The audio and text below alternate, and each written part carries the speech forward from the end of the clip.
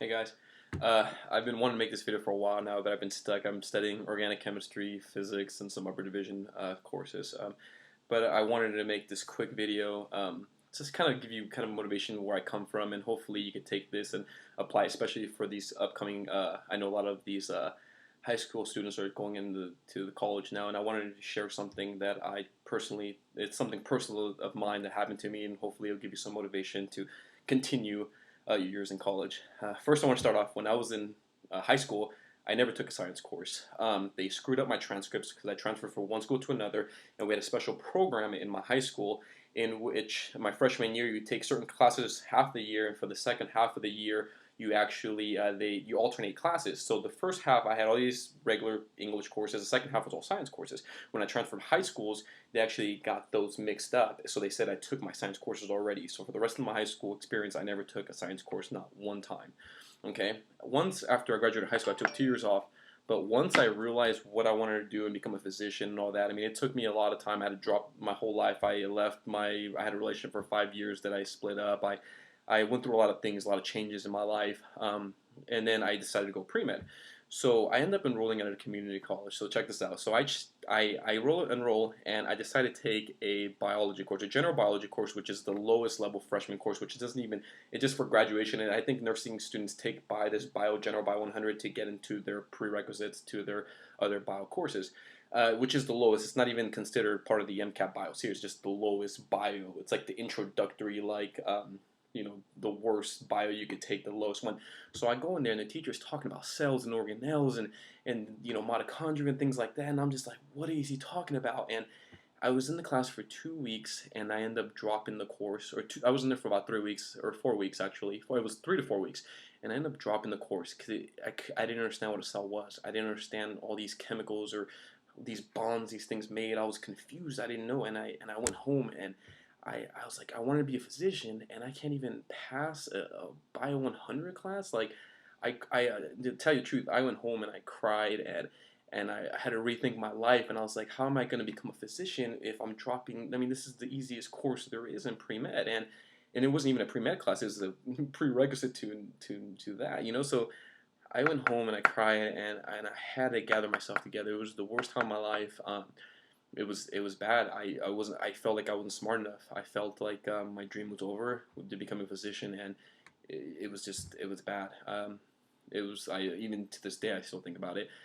Anyways, it was during spring. During summer, I actually bought a bio book. It was a high school biology book, and I read bio, and I was fascinated about biology, and I learned, and I couldn't even pronounce words like deoxyribonucleic acids and like I used to call them ribosomes, and they were called ribosomes, and I didn't even know how to pronounce words, and so this book broke down the words, and it was equivalent to like a freshman high school biology course. Anyways, I learned a good work ethic during the summer, and the following semester I enrolled in bio, and I ended up exceeding in it. I got an A. I mean, I got A's all the way through, but it was that work ethic that I learned during the summer. It wasn't something that I just came into college knowing. So just to let you guys know, sometimes you're gonna go through failures in life, and you just gotta keep pushing forward. You can't let stuff like that hold you back. If you really want to, if you have a dream in mind, don't let go of it. If that's what you want to do, keep pushing at it.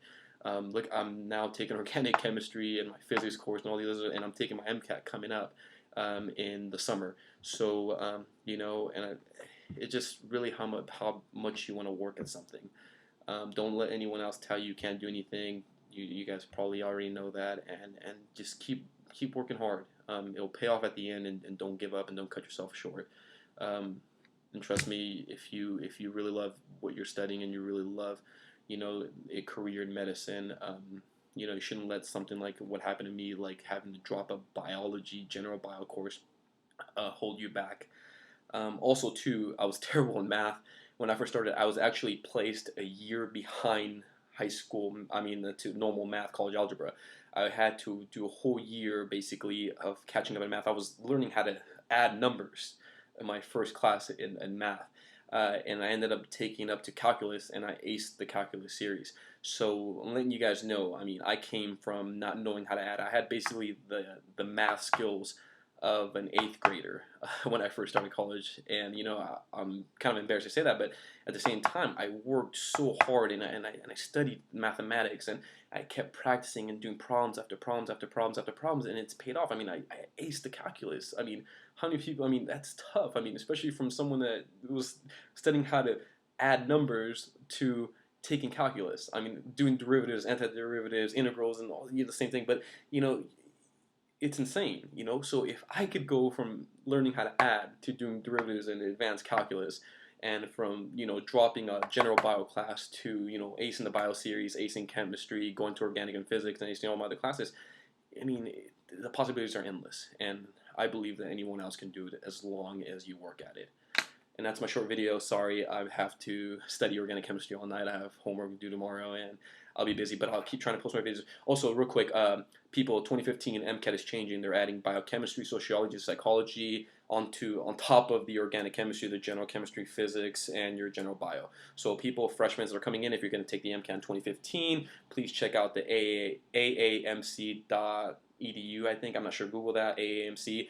And the 2015 MCAT will be changed, and there will no longer be a writing section on the MCAT. So there'll just be the verbal reasoning, but there won't be a writing section.